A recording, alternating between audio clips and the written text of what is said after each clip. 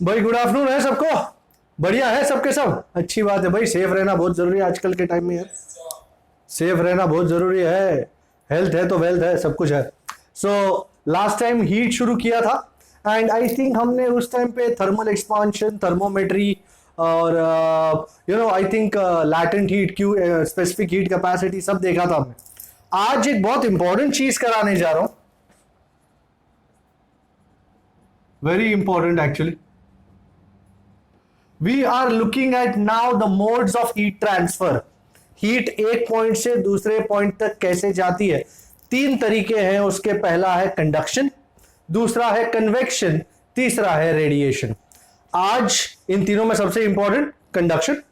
Conduction देखेंगे हम। I think मैंने आपको एक बार जब मैं पढ़ा रहा था तब एग्जाम्पल भी दिया था। फॉर एग्जाम्पल आप मैगी बना रहे हैं और नीचे आग जल रही है एंड पानी उबालने रखा है आपने इसमें, फिर मैगी डालोगे, don't worry about that. And इसमें आपने सपोज एक कढ़ाई, कड़छी, इस कड़छी में ये अंदर रखी है, इसको हिला रहे, अचानक फोन आया, भूल गया, आप इसको अंदर ही छोड़ दिया। फिर आप 5 मिनट बाद जब आके इसको टच करते हो, कैसा लगता है? यहां पे गरम लगता है। क्या हुआ? हीट यहां से शुरू होके इसके कंस्टिट्यूएंट पार्टिकल से होते हुए यहां तक पहुंच गई। This is the way heat is conducted from one point to another point in solids. So heat energy transfers from one point to another, and this is through collisions. मैंने आपको यह भी बताया था कि हीट एनर्जी किसी molecule को मिली, किसी कॉन्स्टिट्यूएंट पार्टिकल को मिली, उसका ऑसिलेशन बढ़ गया, उसने एनर्जी बाजू वाले को दी, बाजू वाले का ऑसिलेशन बढ़ गया, उसने तीसरे को दी।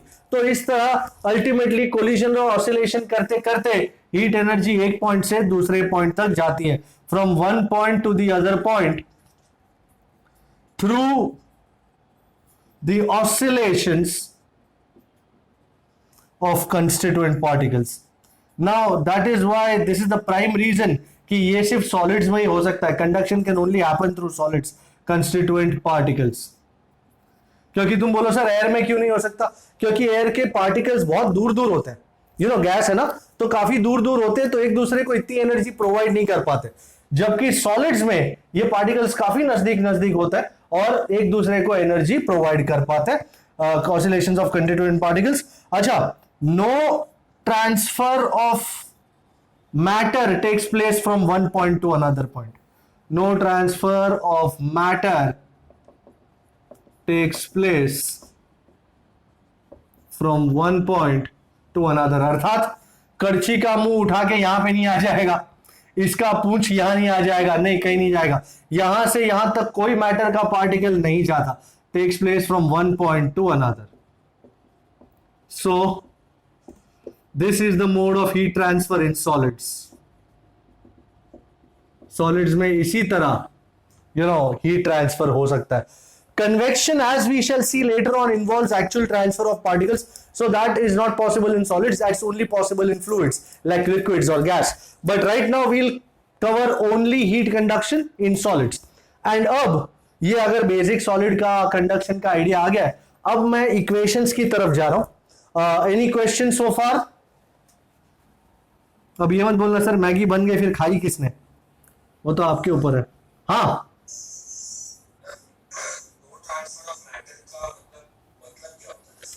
अगर एक्चुअली समझाता हूं मैं। सपोज तूने रॉड पकड़ा, ये करछी पकड़ी है, बरोबर, यहां आग जल रही है, करछी का एक मुंह, स्पून का एक मुंह आग में है, दूसरा मुंह तेरे हाथ में है। नाउ ये मुंह आग में है, सपोज ये मुंह जो है वो आग में है और ये चम्मच तेरे हाथ में है। Heat energy will start from point a, then it will go to other point, तीसरा, चौथा, पांचवा, टाक टाक टाक टाक टाक से लेकर यहां तक पहुंचेगी एंड पहुंचती ही जाएगी, पहुंचती ही जाएगी, पहुंचती ही जाएगी, जब तक यहां पे इतना गर्म नहीं हो जाता जितना यहां है। अच्छा, क्या इस पूरे प्रोसेस में क्या यहां का कोई भी मैटर, सपोज ये पार्टिकल है स्पून का, क्या ये आगे बढ़ के यहां तक यहां तक यहां तक यहां तक यहां तक पहुंचा कहीं पे?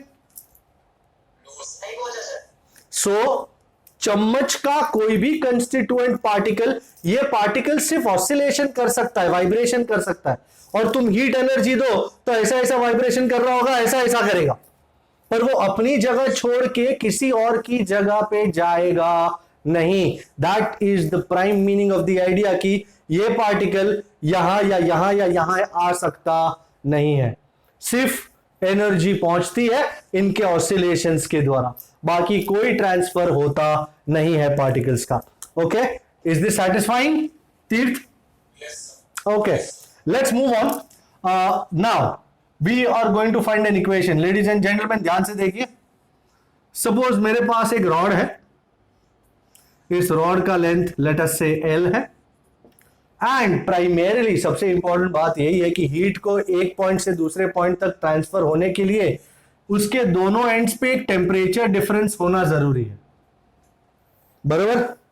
अगर ये दोनों सेम टेम्परेचर पे होंगे, सपोज ये भी 50 डिग्री है, ये भी 50 डिग्री है, क्या कोई हीट एनर्जी ट्रांसफर होगी? नहीं। सो हीट एनर्जी ट्रांसफर होने के लिए टेम्परेचर डिफरेंस का होना जरूरी है। Here T1 is greater than T2. So this point is at a higher temperature. Let me call this point A. And this point is at a lower temperature. We'll call it point B. Now, first things first. कौन से point तक heat energy transfer होगी? A से B या B से A? A से B. So heat energy flows from A to B. You know, this is the most important idea of conduction, जिसमें आप सबसे पहला ये देखते हैं कि भाई कौन सी दिशा में आवागमन हो रहा है। सो मैं हमेशा ये ऐसे टाइप का एरो बना ही दूंगा, हीट यहां से घुसेगी और यहां से बाहर निकलेगी। इन शॉर्ट, इस तरफ जाएगी heat from a to b. So now people, I hope you are looking here. सबसे पहले मैं ए को नहीं पकड़ूंगा, मैं इसका नाम पी रखूंगा। क्यों सर, क्यों पी रख रहे हो? क्योंकि ए को मैं एरिया घोषित कर रहा हूं। यू नो, जो क्रॉस सेक्शनल एरिया है उसको मैं ए कहता हूं, एरिया ऑफ क्रॉस सेक्शन। तू ही ये मुझको बता दे।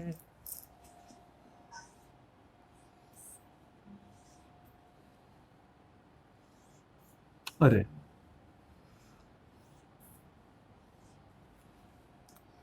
ये एक फुकट, may be this idea will help you out.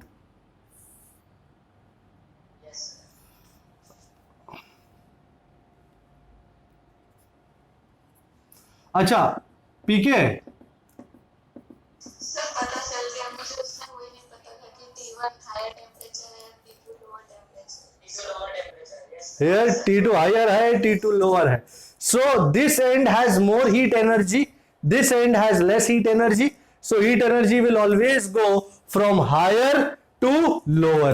The transfer will be like this from 1 to 2, बराबर? एंड तब तक जाएगा जब तक इक्विलिब्रियम ना हो जाए एंड स्टफ लाइक दैट, वो तो अलग बात है पूरी। But I hope you understand now, we are good. Okay, area of cross section भी ये। And now let delta Q, the amount of heat energy flowing from one point to another. By ladies and gentlemen, I want you to pay attention here. We are calling it delta Q. Okay, the amount of heat energy that is flowing from one point to another. It is dependent on three things. First of all, is dependent on the cross-sectional area A. Secondly, it is dependent on the temperature difference between the two points, and is also dependent on, you know, time. कितने time के लिए तुम heat करते हो, ये चालू रहता है। अगर थोड़े टाइम के लिए चालू रहेगा तो थोड़ी हीट एनर्जी जाएगी, पर लंबे टाइम के लिए चालू रह रहा है तो काफी ज्यादा हीट एनर्जी निकल जाएगी। So let us put all these together. अच्छा, it's always inversely proportional to length L. इन चारों को मैं एक साथ मिला देता हूं, proportional to A T1 minus T2 delta T and L। देख लिया आपने। अच्छा, एक काम करते हैं, डेल्टा T को नीचे उतार देते हैं।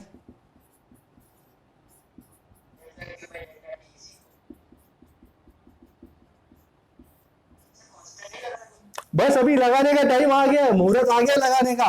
लेडीज एंड जेंटलमैन, कांस्टेंट लगने वाला है। Delta Q by delta T is equal to k a T1 minus T2 bye L।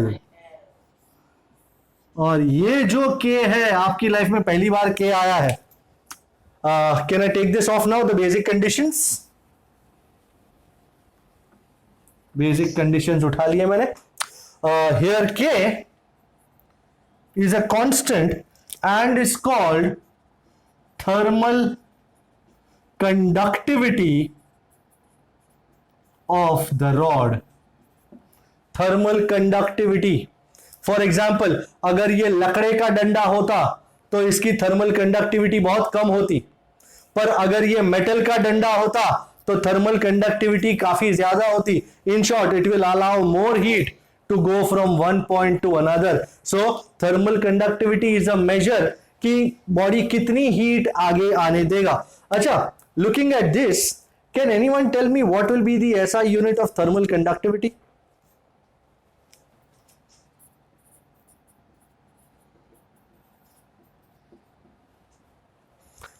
This is joule, this is second। ऊपर मीटर आ जाएगा और ये डिग्री सेल्सियस या kelvin. Joule per second, metre, और या फिर आपको जूल पर सेकंड को वॉट बोलना हो तो वॉट पर मीटर केल्विन। आपको जिस तरह अच्छा लगता है, वॉट पर मीटर केल्विन या joule per second metre degree Celsius या joule per second metre kelvin, whatever be the case. Alright, but this is going to be a very important equation. I hope you have written this down. आपने jot down कर लिया ना? Here delta Q by delta T is heat energy flowing per unit time and also called, भाई इसका नाम भी है, heat energy flowing per unit time तो है, पर इसका नाम है हीट करंट। बराबर, delta Q by delta T is also called heat current. And now I am in a position to take this off. नीचे वाला आप बोलो तो रखता हूं मैं, है ना? आप बोलो। वो भी समझाता हूं थोड़ी देर में। तू 10th स्टैंडर्ड पास कर गया ना, आई गेस? 10th स्टैंडर्ड में ओम्स लॉ सुना है कभी? अच्छी बात है, अच्छी, वेरी गुड। हाँ, याद नहीं है, कोई वादा नहीं, पर मैं जब सिखाऊंगा तब ओम्स लॉ आपको याद आ ही जाएगा। Don't worry about it. So delta Q by delta T is called heat current. So therefore H is Ka T1 minus T2 by L। अच्छा, डू यू माइंड अगर मैं Ka को उठा के नीचे लगा दूं? सर कैसे? हाँ, लगा देते बेटा। T1 minus T2 over L by Ka। Sir, ये इतना अच्छा इक्वेशन है, भगवान ने दिया हुआ है, ये करने की क्या जरूरत थी? क्यों फुकट में कॉम्प्लिकेट कर रहे हो? ना ना, मैं कॉम्प्लिकेट नहीं कर रहा हूं। मैं आपको फिर से याद दिला दूं, ये H क्या है? Heat current, heat current. ये क्या है?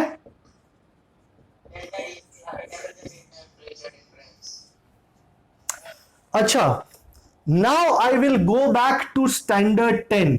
आपको स्टैंडर्ड 10 में ले जाऊं।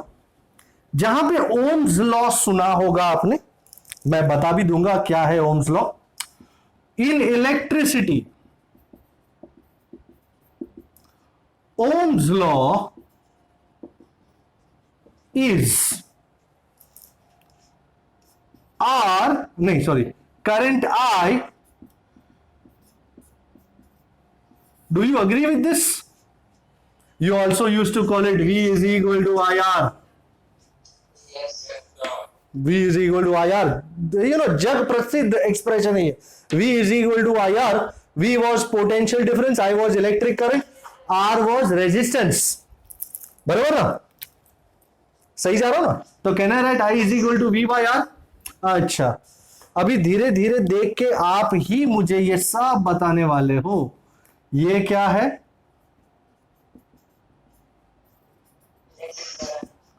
ये क्या है? और ये क्या है? ये आर क्या है?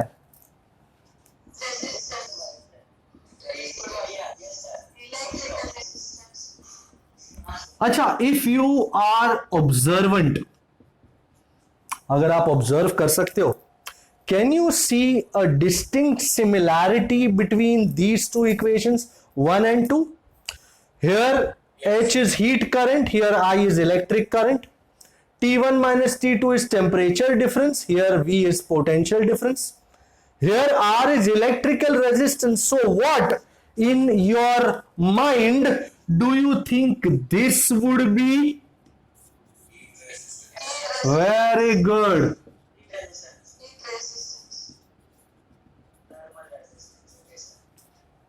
लेडीज एंड जेंटलमैन, जो आइडिया यहां पे आपने इलेक्ट्रिसिटी में सुना था और लगाया था, वही चीज मैं अब हीट में, थर्मल में लगाने वाला हूं. सेम इक्वेशन वर्कआउट हो रहा है. Heat current is temperature difference over thermal resistance, जिस तरह electric current is potential difference over electrical resistance. Have you heard of resistors in series and resistors in parallel? Very good. I am taking this off. Kindly thermal conductivity का ऐसा unit लिख लीजिए.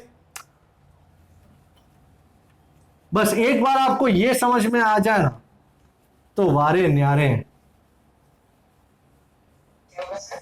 वारे न्यारे मतलब मजा मजा आ जाएगा. मजा मजा. You understand the concept of मजा मजा?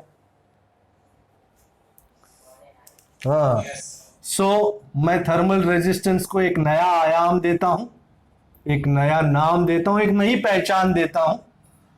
आर एच, ये आर है इलेक्ट्रिकल रेजिस्टेंस, ये आर एच है thermal resistance, is L by K A. L is the length, A is the cross section area, K is the thermal conductivity. अच्छा, note में for resistors in series, do you remember equivalent resistance?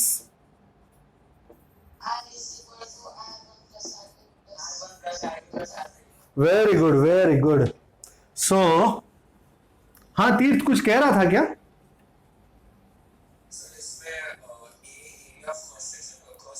जी जी, बिल्कुल सही पहचाना आपने.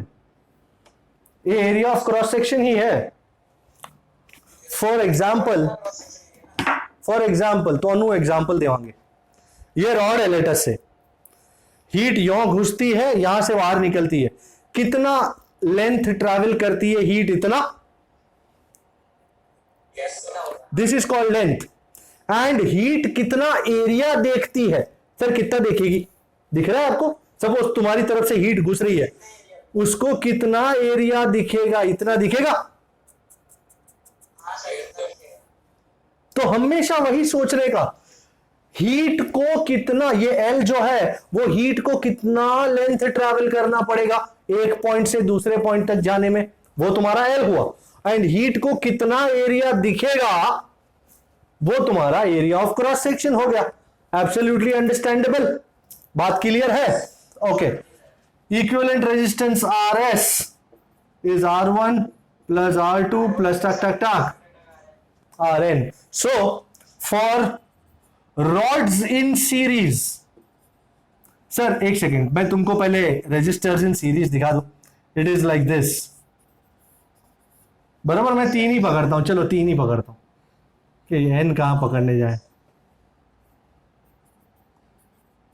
मैं वापस आपको class 10 में ले आया हूं।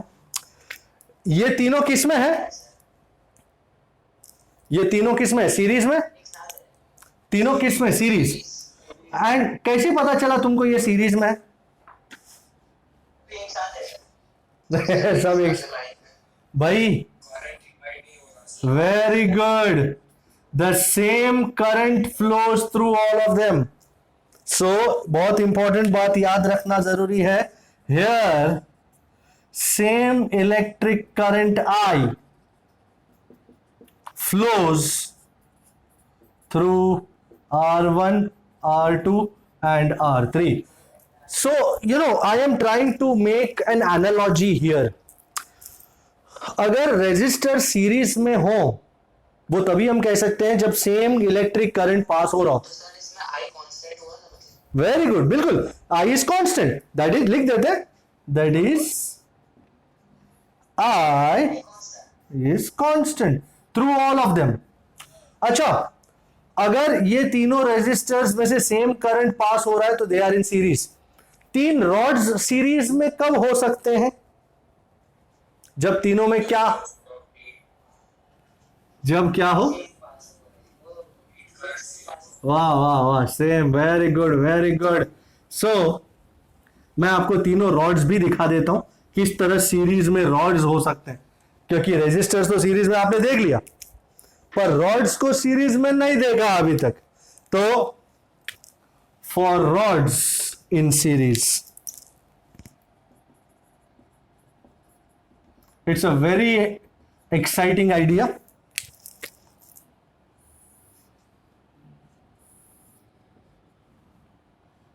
ये रॉड 1, ये रॉड 2, ये rod 3। All 3 have different lengths, as you can see. Maybe they have the same area, maybe they have different cross sections, whatever be the case. But the most important thing, how can I say that they are in series? Because इधर से suppose 10 joule per second heat current 1 में पास हो रहा है, तो 2 में कितना heat current pass होगा? उतना ही, सेम। क्योंकि बाकी जाएगा कहां? तुम बोलोगे सर कम हो गया, ओके, बाकी का गया कहां? 2 में से 3 में भी उतना ही हीट करंट पास होगा। So here the heat current, that is the amount of heat flowing per unit time passing through all resistors, all rods, is same. तो जैसे यहां पे इलेक्ट्रिक करंट कांस्टेंट है, वैसे यहां पे हीट करंट कांस्टेंट है। That is heat current through rod 1 is same as heat current through rod 2 is same as heat current through rod 3। Yes,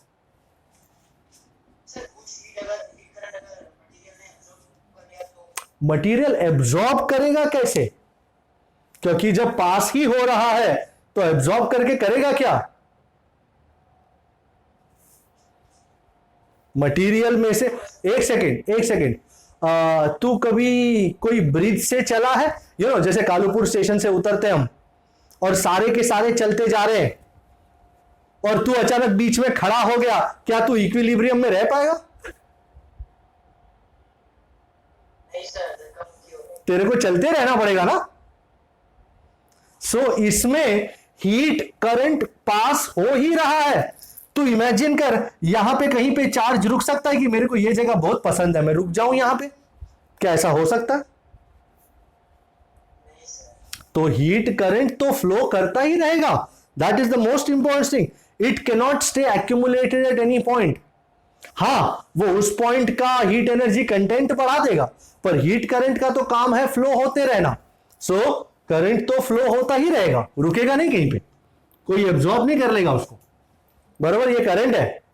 okay, fair enough. So heat current through 1 is same as heat current through 2 is same as heat current through 3। अच्छा, what will be the equivalent thermal resistance?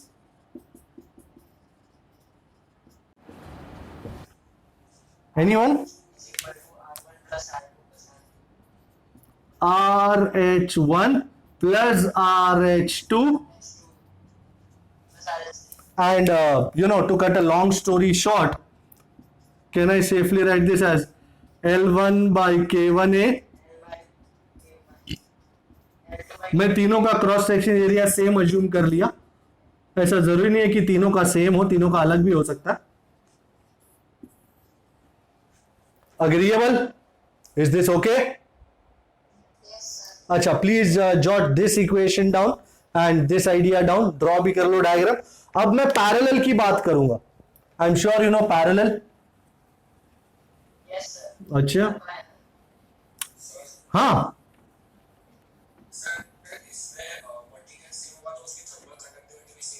Material same होगा तो, पर ये तीनों material, ये rod steel का है, ये कॉपर का है, ये एल्यूमिनियम का है ना.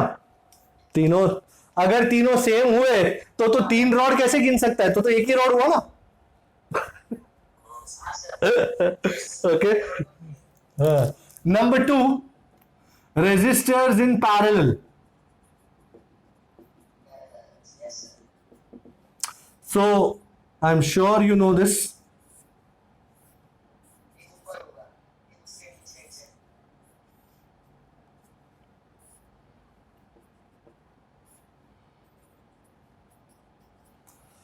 So you can see तीनों पैरेलल में है. And what will be the equivalent resistance? 1 by Rp is 1 by R1. 1 by R1 by R2 plus 1 by R2. Yes, sir. But equivalent resistance तो सबको पता होता है, ये फॉर्मूला सबको पता है. But what is the most important idea here?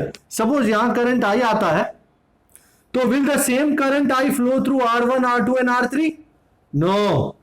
No, sir.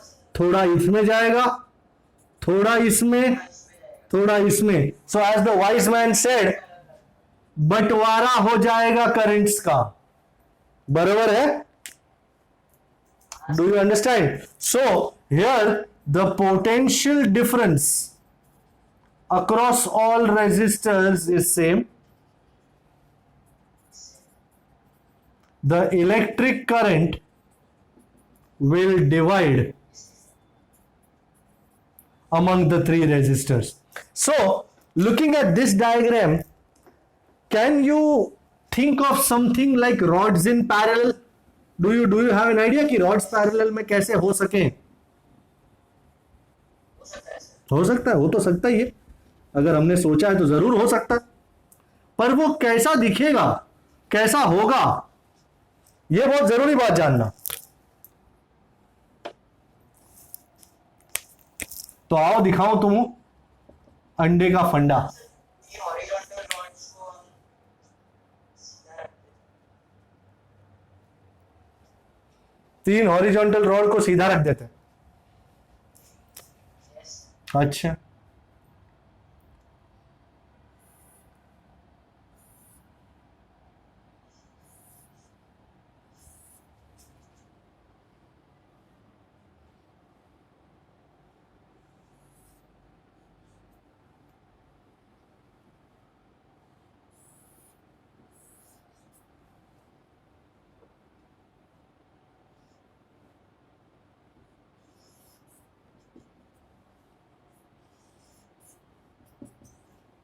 Yes, sir.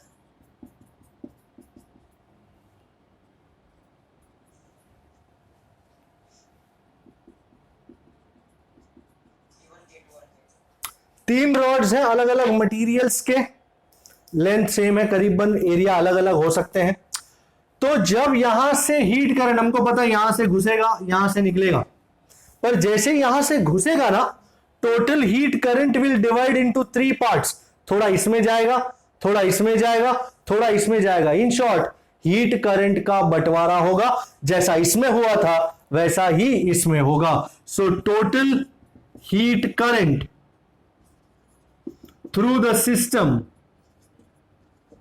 H will be equal to, अरे H क्या, हाँ, H will be equal to H1 plus H2 plus H3, बराबर। जैसे यहां पे सबके अक्रॉस पोटेंशियल डिफरेंस सेम है, उसी तरह यहां पे सबके अक्रॉस टेम्परेचर डिफरेंस सेम है, बस हीट करंट्स अलग अलग है और वो टोटल तीनों का एडिशन है। So equivalent thermal resistance, anybody can give me the equation please?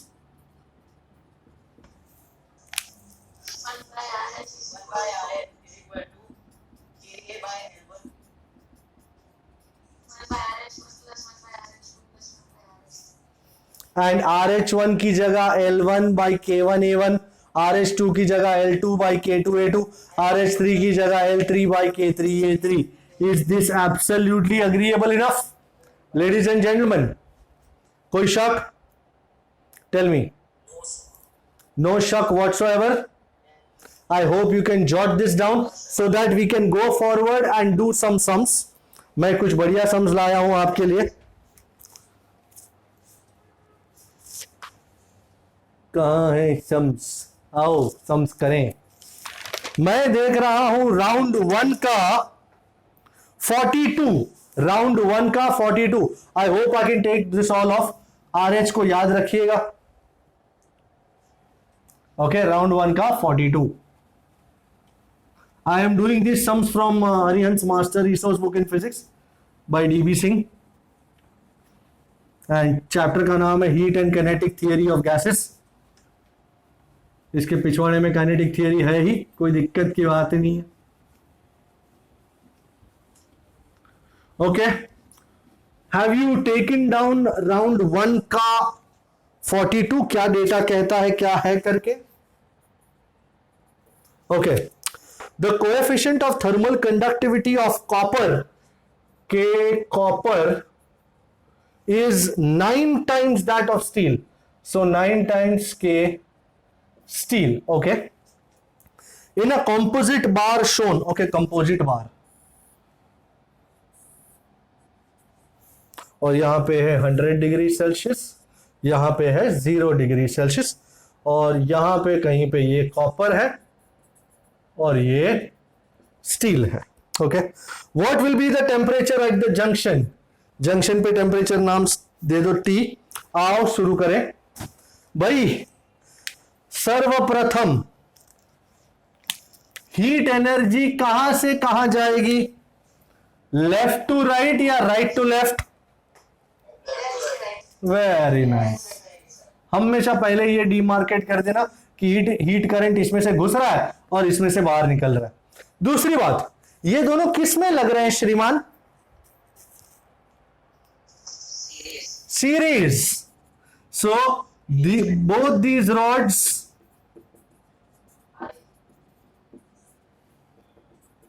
भाई, आपको अंदाजा है ना, जितना हीट करंट कॉपर में से निकलेगा सेम हीट करंट स्टील में से निकलेगा, series. So heat current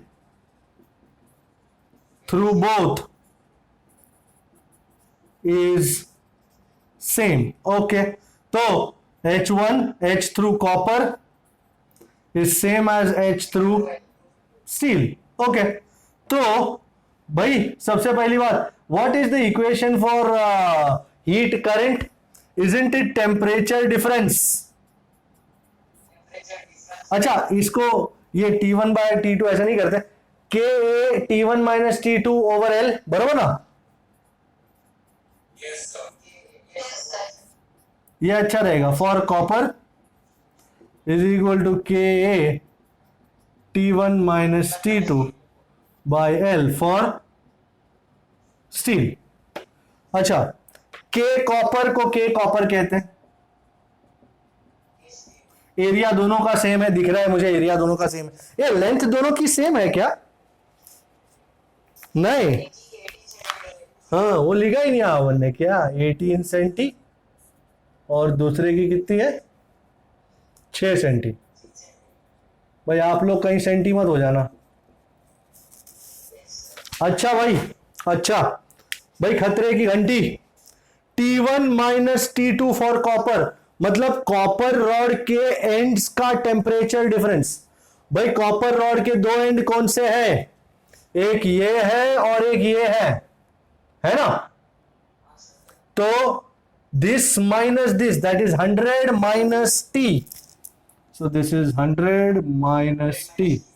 and कितना है लेंथ कॉपर का? 18 इज, अब स्टील वाली बात, के स्टील इंटू ए इंटू, भाई कोई चिल्लाएगा नहीं, मैं जानना चाहता हूं स्टील के टेम्परेचर डिफरेंस कितना है, क्या लिखूं मैं वहां पे? एक सेकेंड, एक सेकेंड, कोई बोलेगा नहीं, कोई बोलेगा नहीं। मैं अमृत कौर है, अमृत इज देयर। अमृत आप स्टील रॉड देख पा रही हैं?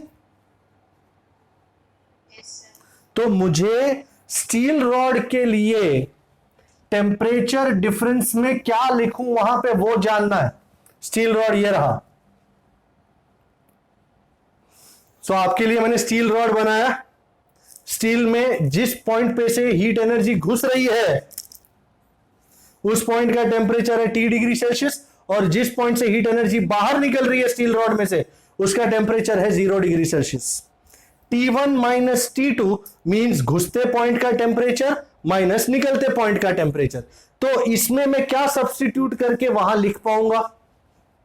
Tell me. My goodness, unbelievable, right answer, बिल्कुल सही जवाब, पर 1 रुपया नहीं मिलेगा आपको। सो T माइनस 0 अपॉन कितना लेंथ है इसका? 6। Does this equation look like a solvable equation? sir, solvable. Does it look absolutely solvable? A cut, 6 3s are 18, and I think copper और steel के K का रिलेशन दिया हुआ है। K copper is 9 times K steel, 9 times K steel। वो तो हो ही जाना है बेटा, करेंगे तो होगा, नहीं करने वालों के लिए सब कुछ impossible. यढ़ेश 3 3s are 9, so 3, and now I am moving in a jiffy। 300 minus 3t is 3t, ये minus 3t यहां पे हो गया 4t, and t 300 by 4, my goodness, is someone checking that please? Is that an option? sir, है option A. Very nice, very nice. So this was round 1 का 42। दूसरा एक number आपकी सेवा में लाया हूं, प्रकट करता हूं आपकी सेवा में। अच्छा, राउंड 1 का 51 खड़ा है आपके लिए, राउंड 1 का 51। Are you looking?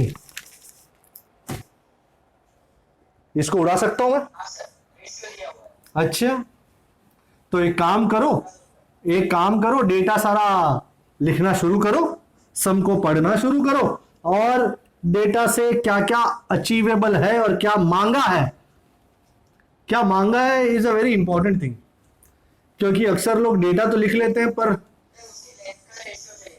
अच्छा, दे देंगे जी, दे देंगे, उसकी length का ratio। कहीं ना कहीं से फाइंड कर लाएंगे अपने, ठीक है सर। अपने रेडी बैठे हैं। डेटा दीजिए। वेरी गुड, तो आगे बढ़ो जवान, कुछ तो करो ध्यान। ऐसा मैंने कहानी पढ़ी थी बचपन में, हमारे हिंदी में आता था, हॉकी के जादूगर ध्यानचंद को कहा था स्टेडियम में से किसी ने, और फिर जो उन्होंने खेलना शुरू किया तो जबरदस्त।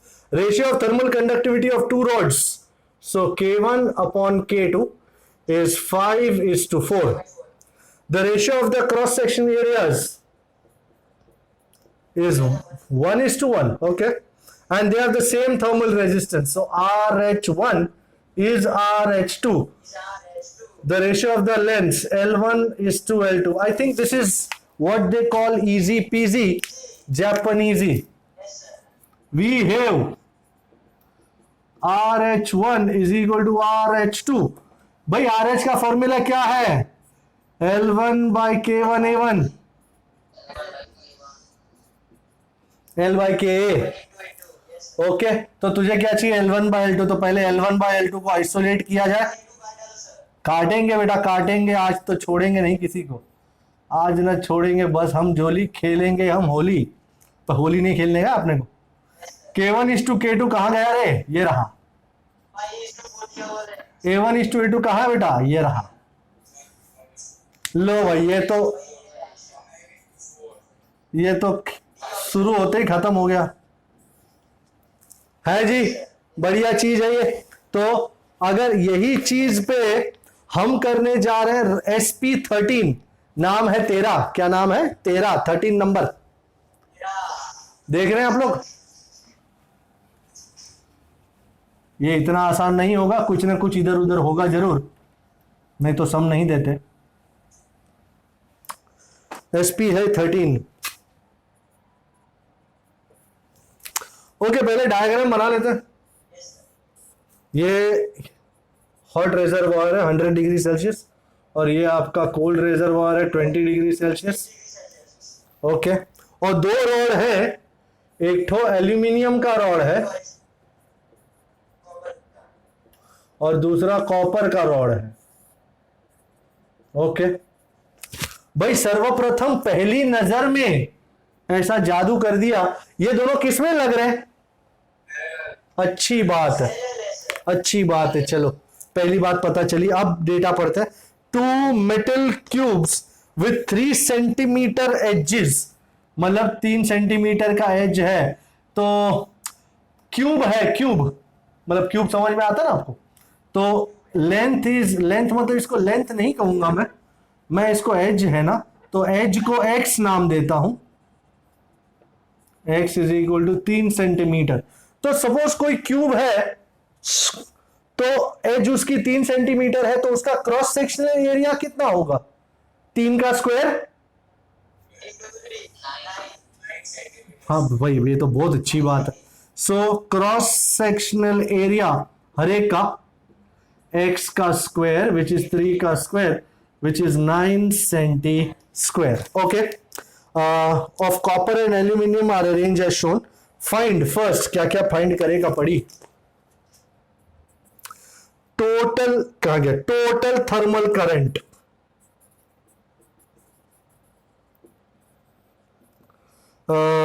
going from one reservoir to another. Okay, and secondly, ratio of thermal current carried by copper, H copper,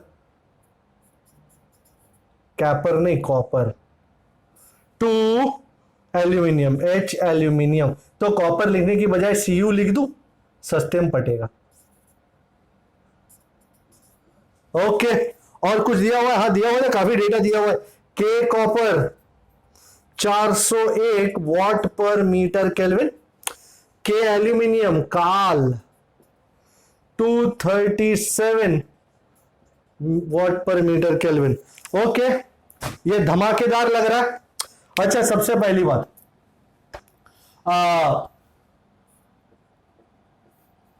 ये है क्यूब ही है, ये ऐसा दिखता है, ऐसा डंडे जैसा, पर ये क्यूब है। तो सबसे पहली बात, फॉर एल्यूमिनियम, भाई थर्मल रेजिस्टेंस का क्या फॉर्मूला था?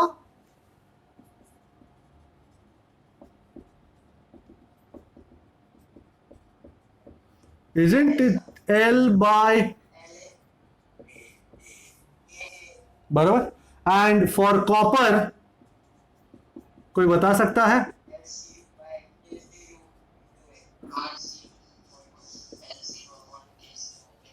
बराबर है, मैंने दोनों में ए सेम रखा है क्योंकि एरिया सेम ही है। अच्छा, एक्चुअली डिस्टेंस ट्रैवल्ड भी सेम ही है, तो अगर आपको बहुत ज्यादा दिक्कत पेश ना हो रही हो तो आप इस तरह भी लिख सकते हो।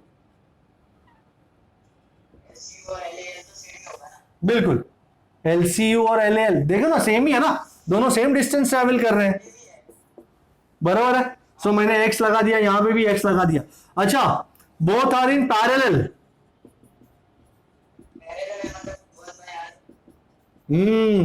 So equivalent thermal resistance,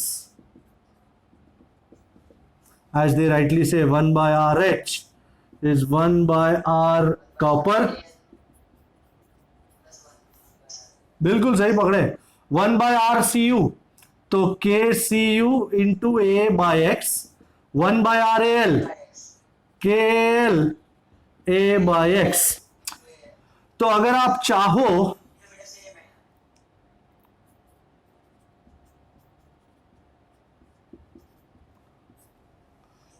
अच्छा एक चुपके से एक बात बता दूं, ये एरिया को हमने एक्स स्क्वायर लगाया था, तो यहां पे एक्स स्क्वायर लगाओ तो x square by x, x हो जाएगा, कोई शक? ओके, पर भाई हम ये 1/RH है, तो RH कितना होगा? Yes, sir. 1/KUCU. Load हो गया. सर अब क्या करना है इसका? वही ओम्स लॉ जैसा. Now do you agree thermal current, oh shit, ए मुझे एंड में ये सब वैल्यूज की जरूरत पड़ेगी. हाँ,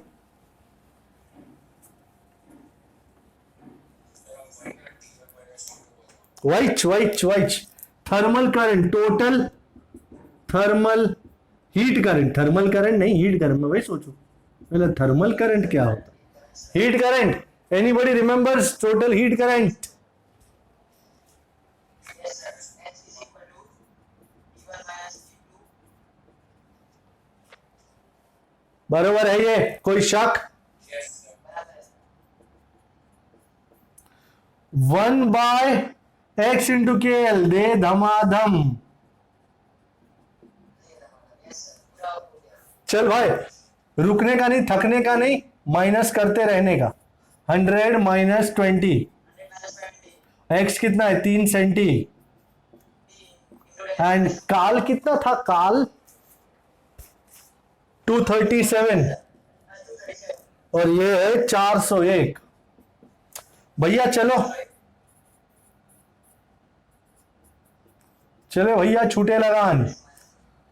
638 है, 638. Yes, sir. ये बराबर. बराबर. अच्छा, ये 10⁻⁻² को यहां डालते हुए 6.4 करीबन 6.4 कर लो. एंड 24 इंटू 6.64, 4 4 जा 16, 6 4 24, 25, 4 2 जा 8, 6 2 जा 12, ये 8 और 5 13 और ये 5, 1536 करीबन करीबन. 1.5. Yes, sir. सो 1536 जूल पर सेकेंड है ये. वॉट मतलब 1.5 इंटू 10⁻³ करीबन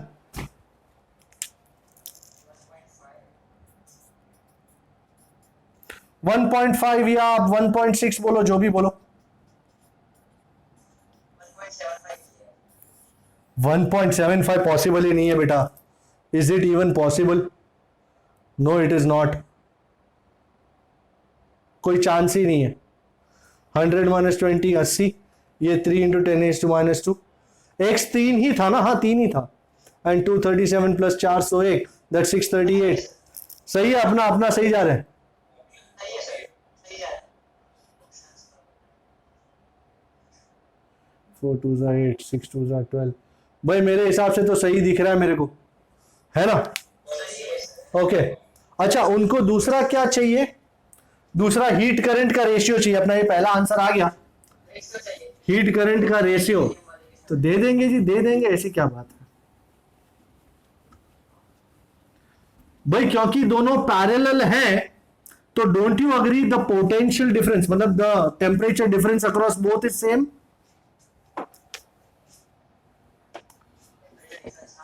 बोथ दिख ही रहा है, इसका भी 100 और 20, इसका भी 100 और 20, both in parallel. So temperature difference across them, जैसे रेजिस्टर पैरेलल हो तो पोटेंशियल डिफरेंस सेम होता है. Temperature difference across them is same. So तुझे heat current through copper is temperature difference T1 minus T2 over RCU. RCU क्या था? X over KCU into A, है ना? हाँ, L बाई K. उसी तरह H aluminium, same T1 minus T2 over R aluminium, which is T1 minus T2 over X over K aluminium into A. और इनको अगर मैं डिवाइड करता हूं तो तुझे H copper by H aluminium चाहिए या H aluminium by H copper चाहिए? H copper by H aluminium. T1 minus T2 cut जाएगा, x कट जाएगा, a कट जाएगा, क्या बचेगा भाई? KCU by KL। अग्रीएबल? कोई शक? मेरे पास कॉपर का भी है 401 और ये है 237। सो आई कैन कॉल इट 4/2.3 या 2.4।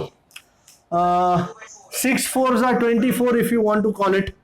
4 1s are 4, 4 6 are 24. So 10/6, 10/6 1.7 के आसपास, करीबन करीबन। कहा किसी का दिल दुखाएं,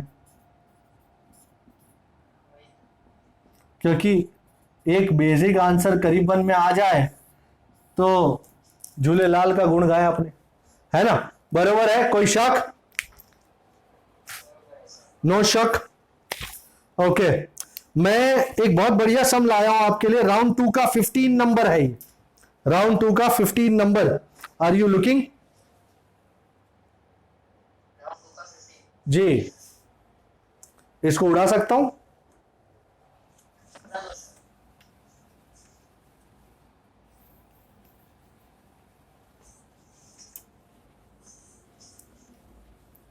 इसको ब्रांचिंग आउट कहते हैं।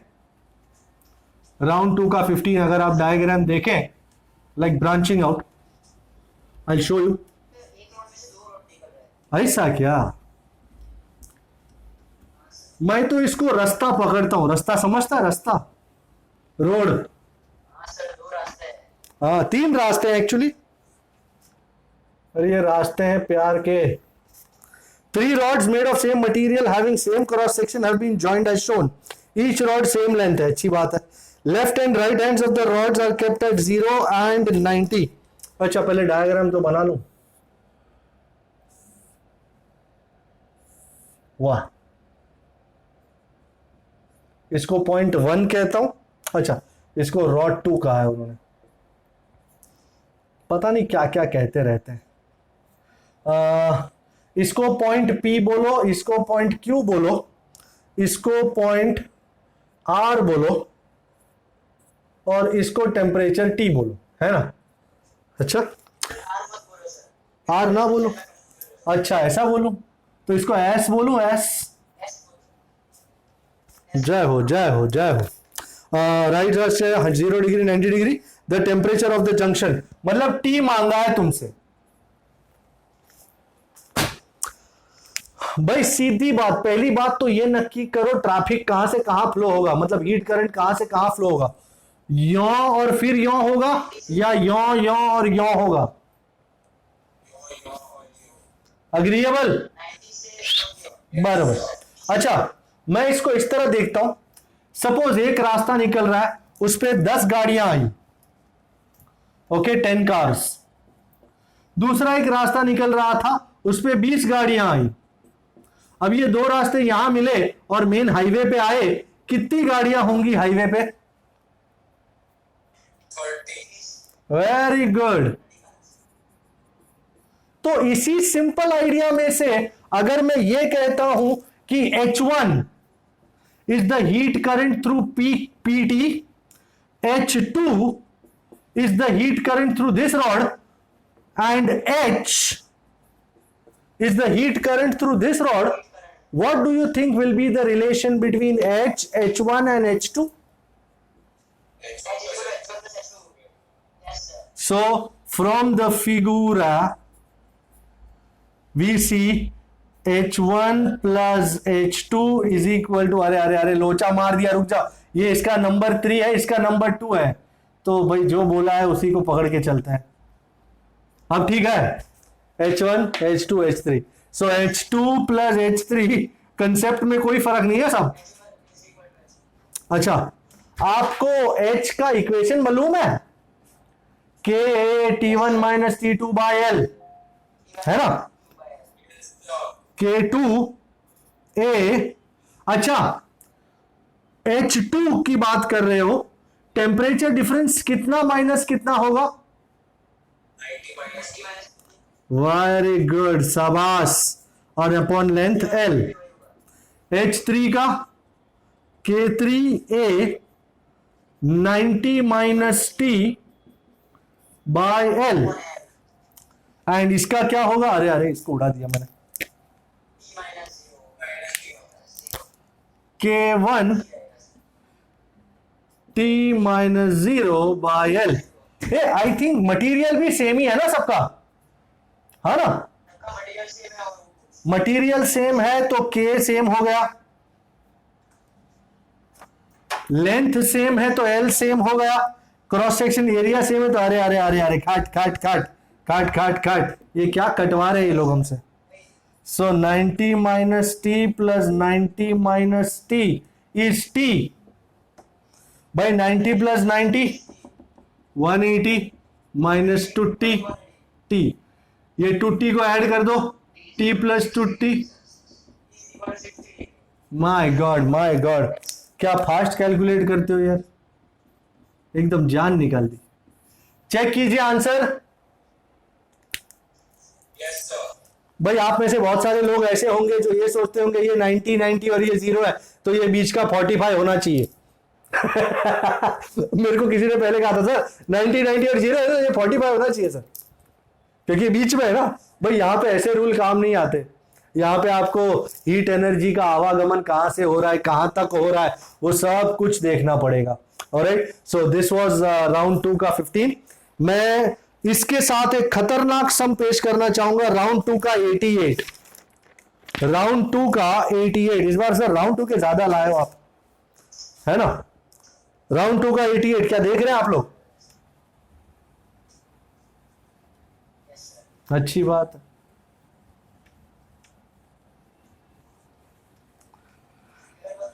मस्त है ना, बस घर पे ले जा यार, एंजॉय कर, पैक करके ले जा,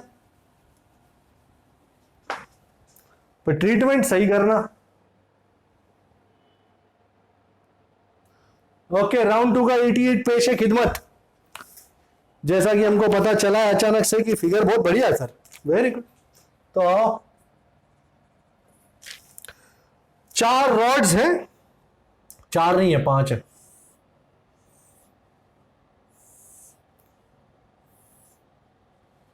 ये A है, C है, B है, D है और ये बीच का है। ओके, ये इसका K1, ये है K2, ये K3, ये K4 और ये K5।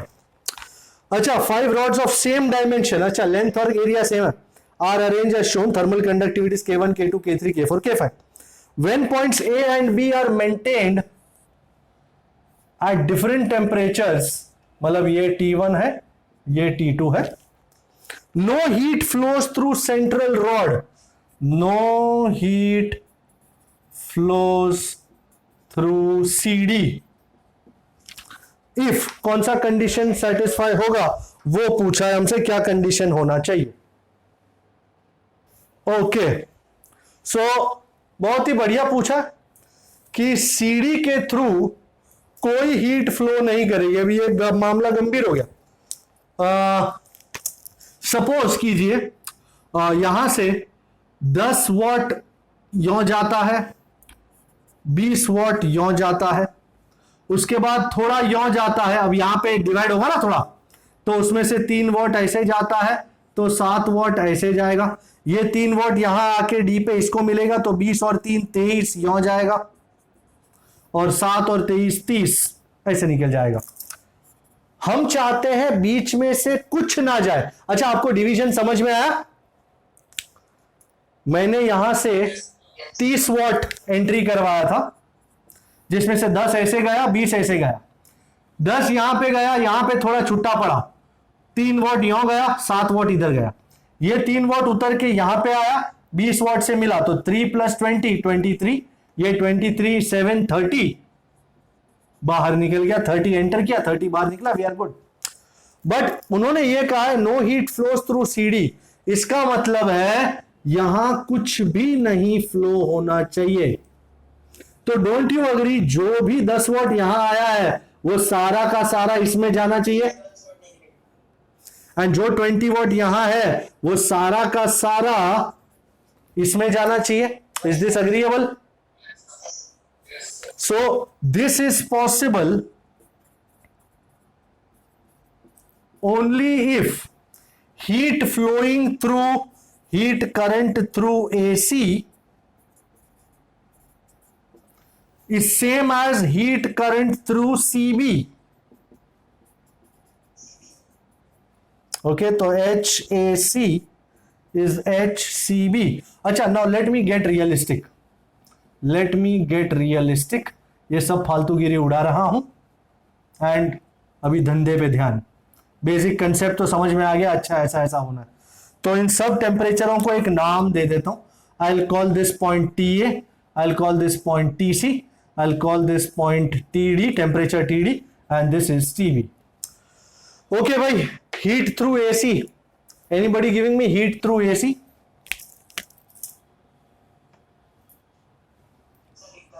हीट करंट, हाँ, heat current through AC. K1A TA, नहीं, A1, A और L सब में सेम है. TA minus TC over L is equal to heat through CB K2A. Very good. Over L. A by L उड़ गयो, और ये TC माइनस TB उतार के नीचे ले आऊंगा तो मुझे क्या मिलेगा? Therefore TA minus TC over TC minus TB is K2 by K1. Equation number 1. Similarly, जो हीट करंट AD में से पास हो रहा है वो सेम हीट करंट DB में से पास होगा. हीट करंट थ्रू, लिखना जरूरी है, heat current through AD is same as heat current through DB. चलो आओ, कोई तो आओ. AD K3A TA minus TD is equal to, भाई हीट करंट थ्रू DB कौन बताएगा? कोई चिल्लाएगा नहीं, चिल्लाएगा नहीं तो फोड़ देगा मैं. है कोई? पकड़ते हैं किसी को. अरे मैन वेदांग बाबू, अरे ओ वेदांग बाबू, वेदांग है कि नहीं? क्या कर रहा है ये वेदांग बेचारा? अच्छा, कुशल है? कुशल मंगल है? मुझे लगता है अब तेरे हवाले ही है. आजा भाई. हाँ, very good. K4A TD minus TB AL तो गियो ठाकुर. तो TA minus TD over is equal to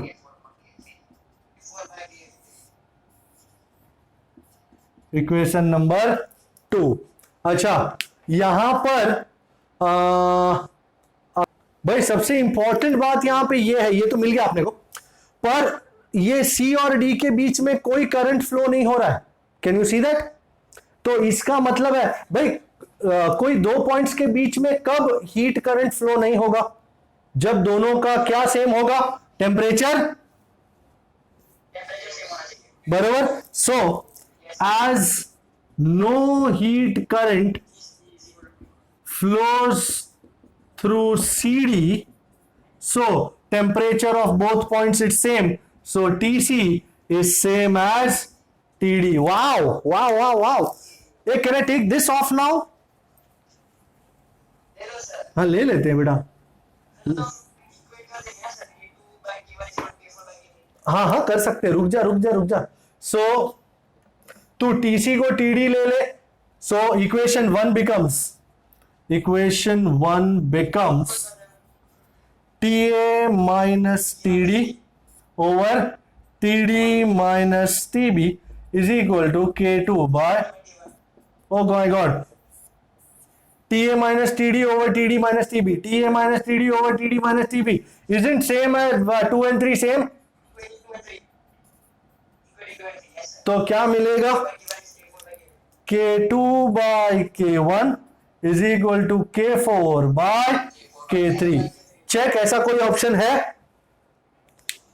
और अगर ये नहीं तो ये दोनों साथ में, ये दोनों साथ में भी वर्कआउट हो सकता है. K2 K3 is K1 K4. ये है. और K2 K3 is equal to K1 into K4. I think in दोनों में से कोई एक आंसर होना चाहिए, है ना? Very good, very good. Okay, आगे बढ़ जाते हैं. अच्छा, तो जो मैं लाया था वो मैंने करवाया. अच्छा, एक इंपॉर्टेंट कंसेप्ट फाइनली बाकी है जो मैं करवाना चाहता हूं. यू नो, आइस फॉर्मेशन का, आइस फॉर्मेशन का आपको तो पता ही है कि पानी गर्मी ले, पानी यू नो में से गर्मी निकाल दो तो वो ठंडा होता जाता है एंड एक पॉइंट पे आके वो बर्फ बन जाता है. तो बर्फ बनाने के लिए कोई इक्वेशन है कि suppose x distance, x length का बर्फ, x थिकनेस का बर्फ बनाना हो तो कितना टाइम लगता है? मैं आपको नोट दे रहा हूं. In order to make an ice layer of thickness x, I'm not deriving it, time required, आप बोलोगे तो derive कर दूंगा. time required is T is equal to, भाई क्या आप लोग देख रहे हैं इक्वेशन को?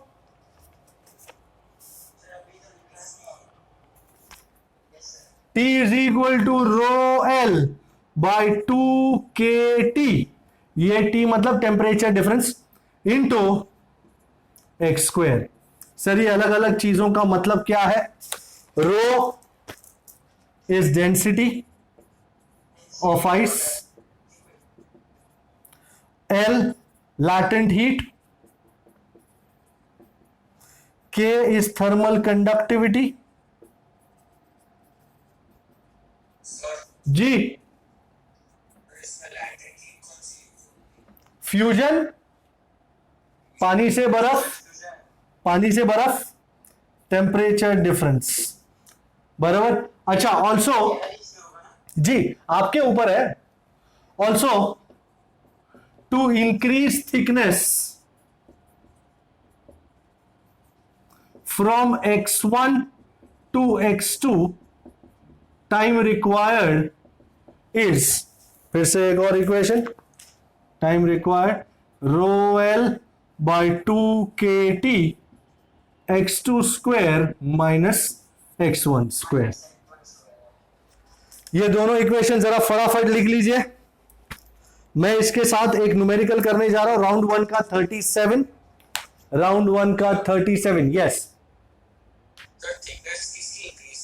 आइस की. अब जैसे फॉर एग्जाम्पल, अब मैं दिखा देता हूं आपको. सपोज ये पानी का लेयर है, ये पानी है और इसमें से इतना यू नो x डिस्टेंस बर्फ बनाना है. यू नो ये वाटर बॉडी है.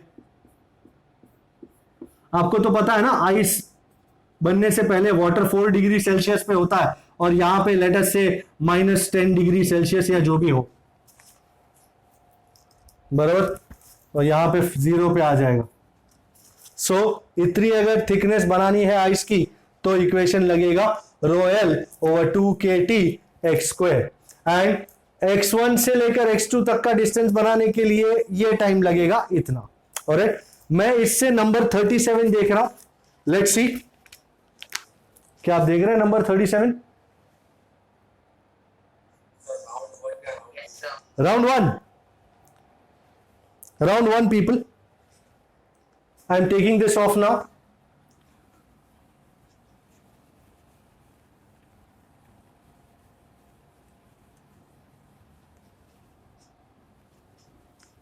Okay, let's see what the data is and what they want us to do.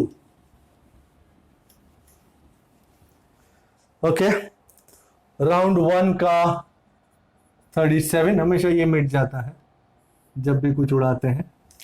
It says I start forming in a lake with water at 0 degree Celsius when atmospheric temperature is minus 10 degree Celsius. So T temperature difference 0 minus 10 कितना हुआ 10 degree Celsius. If time taken for 1 centimeter of ice x is equal to 1 centimeter बनने के लिए time लगता है 7 hours. Oh, the time taken for thickness of ice to increase from 1 centi to 2 centi is, इसको मैं T1 कहता हूं. x2 is equal to 2 centi. T2 कितना होगा ये हमको फाइंड करना है. भाई इक्वेशन हमारा साबुत है, राइट. तो अब अपने पास सारा डेटा है. तो सबसे पहले केस 1 फॉर 1 सेंटीमीटर थिकनेस. भाई हमने अभी थोड़ी देर पहले ही किया था ना कि T is rho L 2KT into x square. यहां पे x कितना है 1 centimetre. So T1 is rho L over 2KT into 1 centimetre का square which is rho L by 2KT. उन्होंने हमसे टाइम एक्चुअल फाइंड करने को नहीं कहा है, हमको सिर्फ एक कंपैरिजन करना है. Case 2 to go from 1 centi to 2 centi, time required. I think equation is ready. Rho L over 2KT x2 square minus x1 square. भाई x2 कितना है 2 सेंटी, तो 2 का स्क्वायर माइनस 1 का स्क्वायर. 2 का स्क्वायर इज 4, 4 माइनस 1 इज 3, तो 3 rho L A isn't rho L by 2KT T1. तो 3 times, और टाइम T1 कितना दिया हुआ है 7 hours. So your time required now is 21 hours. Can you see that answer? I think the option is more than 14 hours. है बरोबर, more than 14 hours. सही बात. ओके, अभी एक लास्ट वाला करके खत्म करेंगे काम को. लास्ट वाला कौन सा कर रहे हैं? मैं आपके लिए खास लाया था लास्ट वाला SP11. SP11 last number of the day. SP11. I hope you are looking at it.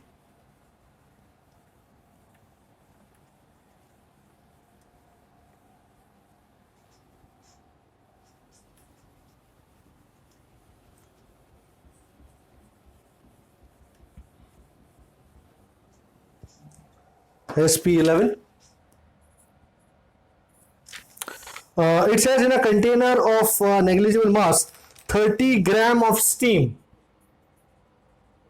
Steam का मास कितना है 30 ग्राम, और कितने टेम्परेचर पे है 100 डिग्री सेल्सियस.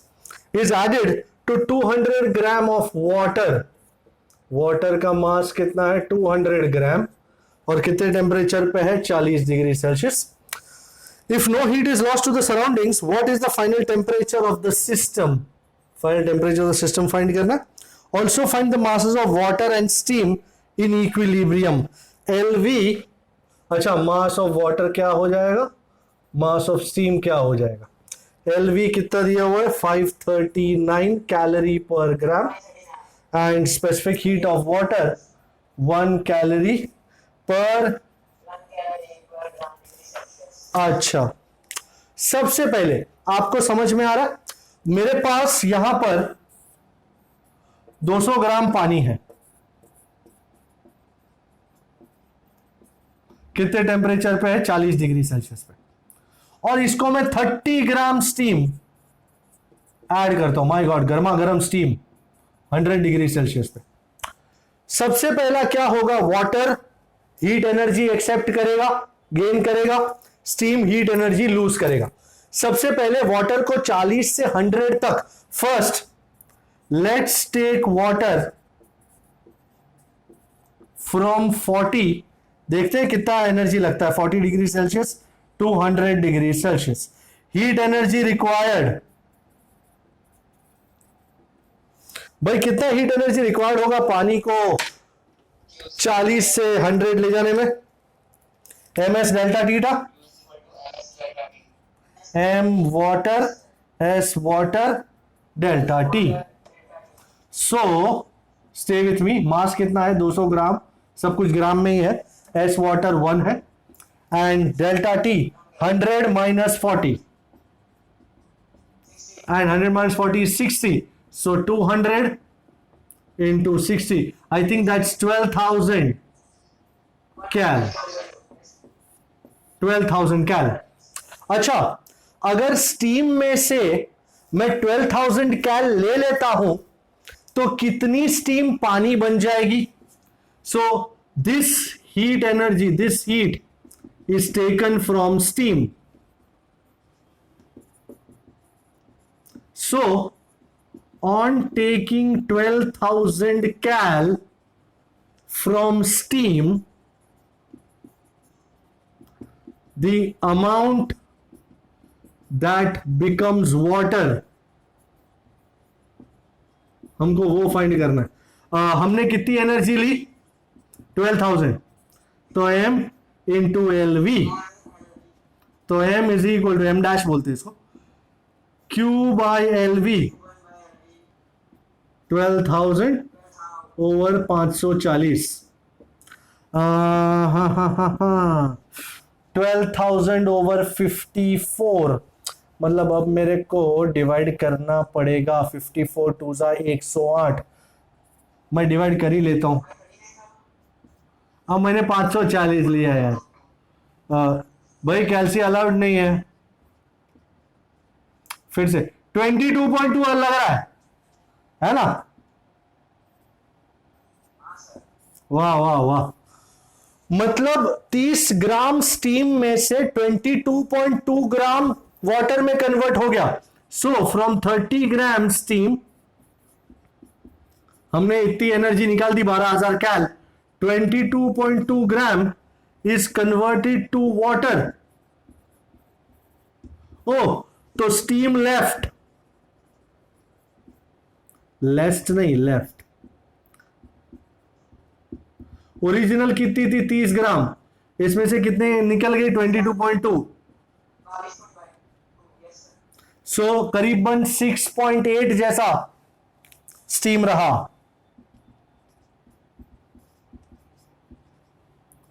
6.8 ग्राम स्टीम बचा है। और पानी कितना हो गया? पानी ऑलरेडी कितना था? 200 ग्राम। सो वाटर नाउ, हाँ 7.8, sorry 7.8। Water now is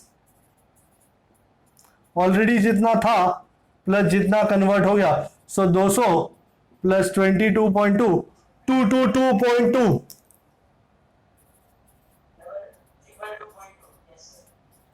and पूरे मिक्सचर का टेम्परेचर क्या है?